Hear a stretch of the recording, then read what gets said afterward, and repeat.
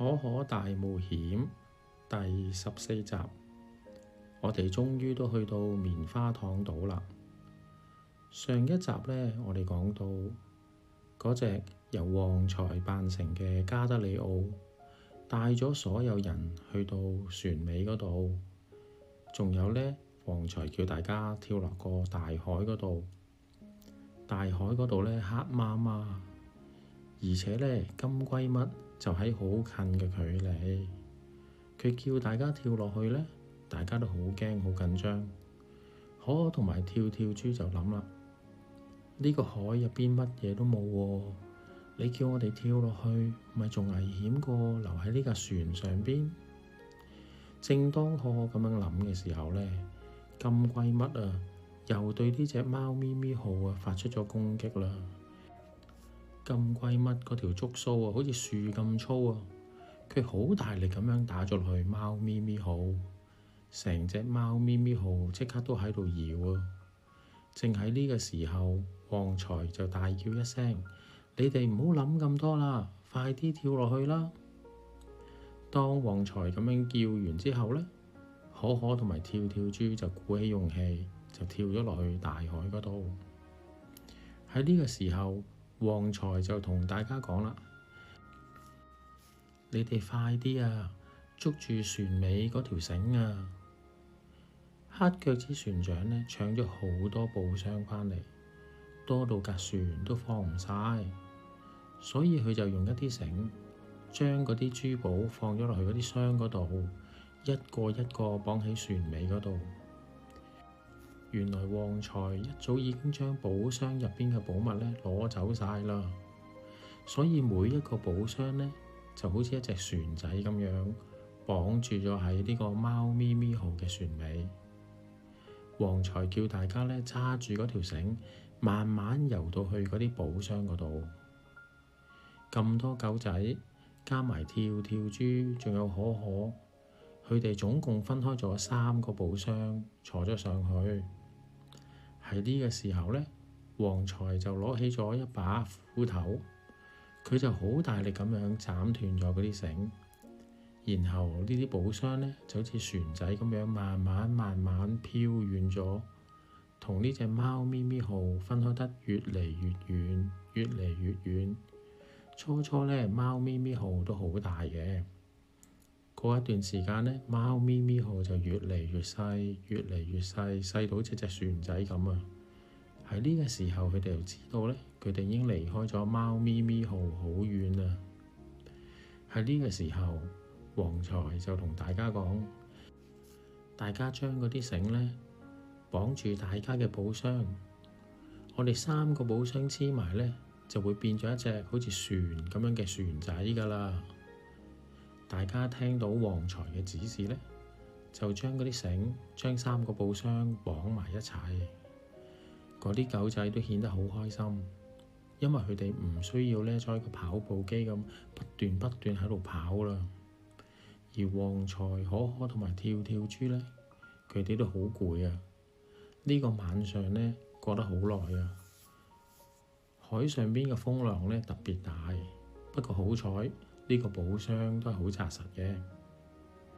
過咗一段時間之後呢，可可見到大家都肚餓啦，於是乎呢，佢就喺佢嗰個袋嗰度攞咗一啲好似蛋撻仔咁樣嘅提子出嚟，同大家分享。呢啲蛋撻仔提子啊，全部都係傑塔塔公主送俾佢嘅。呢啲蛋撻提子真係好神奇啊！食一粒呢就會好飽噶啦，嗰啲狗仔都好開心。於是乎，佢哋飄下飄下，過咗一個好漫長嘅晚上，大家都唔敢瞓啊！大家都好驚呢，如果黑腳趾船長發現佢哋走咗啊，一定追返轉頭捉佢哋啊！不過相信黑腳趾船長同埋金龜嘜應該係好激烈咁樣對抗緊，唔知到最後黑腳趾船長會唔會真係去咗呢個悶悶島呢？會唔會去咗悶悶島之後，真係會去咗巨人國，然後攞咗好多好大嘅寶箱呢？諗到呢度呢，可可就喺度諗啦，淨係一條麵包跌咗落嚟，都變咗一條麵包鯨魚。如果一個寶箱咪好似一隻貓咪咪好咁大，到時入邊就真係好多珠寶啦。如果真係咁嘅話，黑腳趾船長點樣攞啊？諗到呢度嘅時候呢，跳跳豬就話啦：可可，你望下嗰度。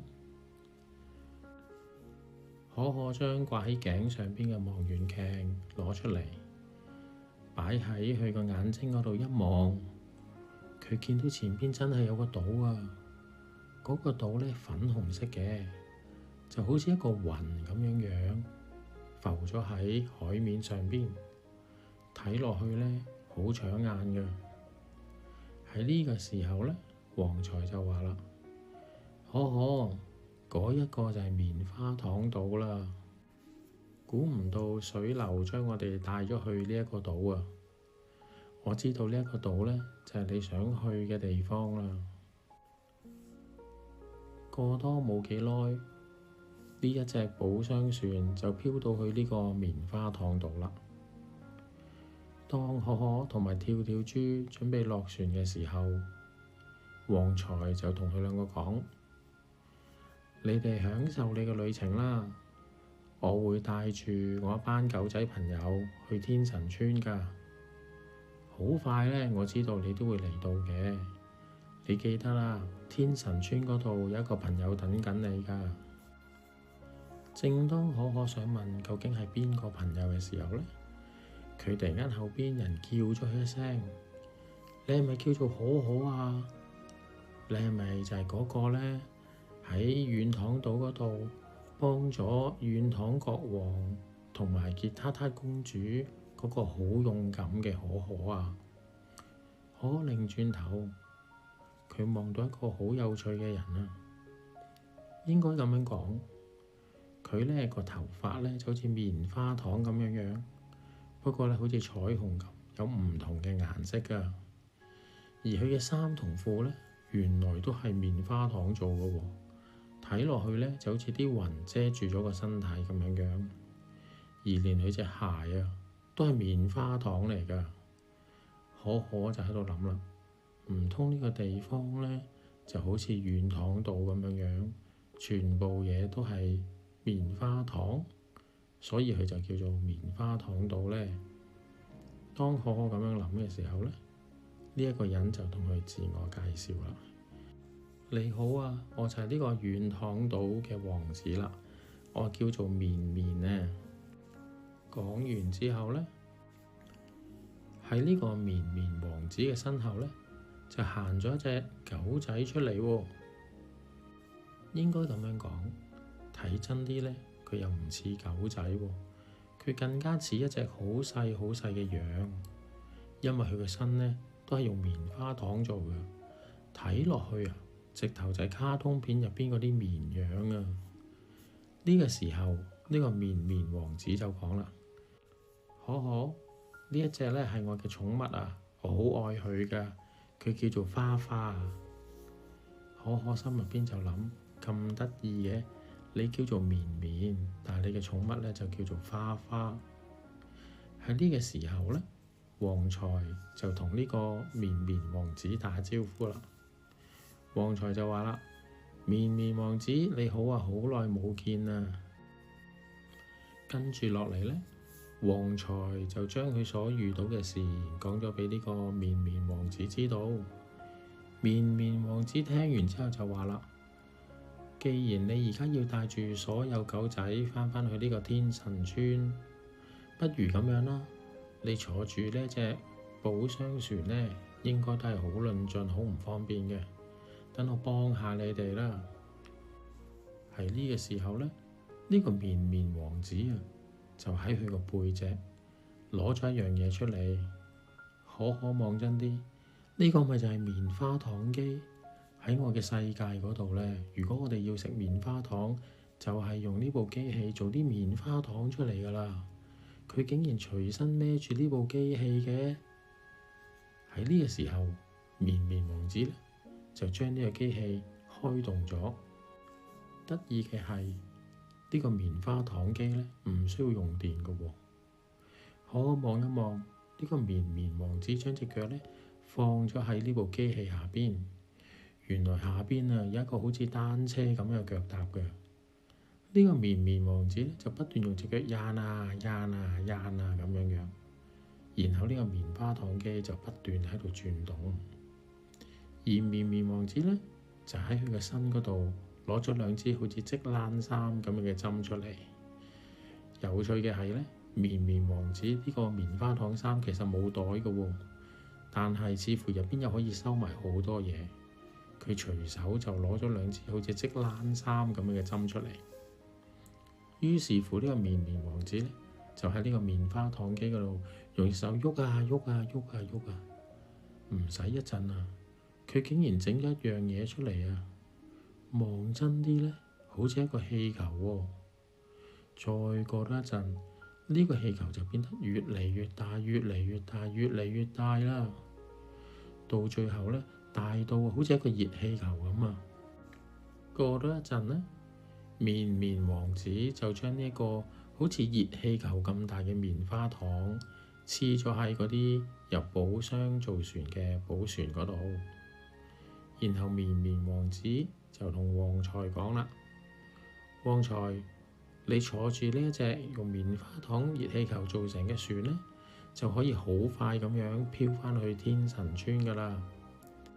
我知道未來呢一段好長時間，呢度啲風呢都係向住天神村個方向吹㗎，所以只要你坐咗上去呢，我諗唔使幾耐呢，你哋全部人就會安全咁到達你哋嘅天神國㗎喇。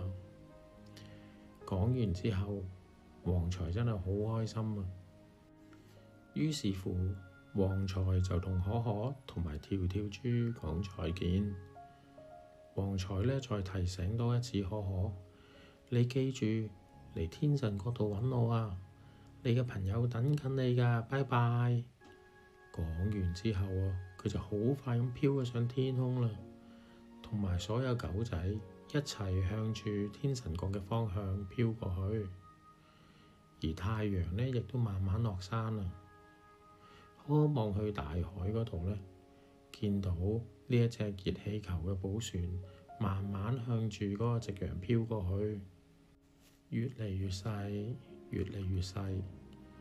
可回想返呢嗰段喺貓咪咪號嘅日子，仲有追住嗰隻麵包鯨魚啦，仲有跳落大海嗰度啦，當然唔少得金龜乜啦。對佢嚟講呢，都係一個好驚險嘅經驗。雖然呢，佢唔係好喜歡黑腳趾船長，不過呢，黑腳趾船長呢對佢都唔太差嘅，都送咗佢一啲新嘅衫，方便佢冒險。不過可提醒自己，下次再見到黑腳趾船長呢，一定要同佢講，唔好再周圍搶人嘢啦。你已經有好多寶物啦。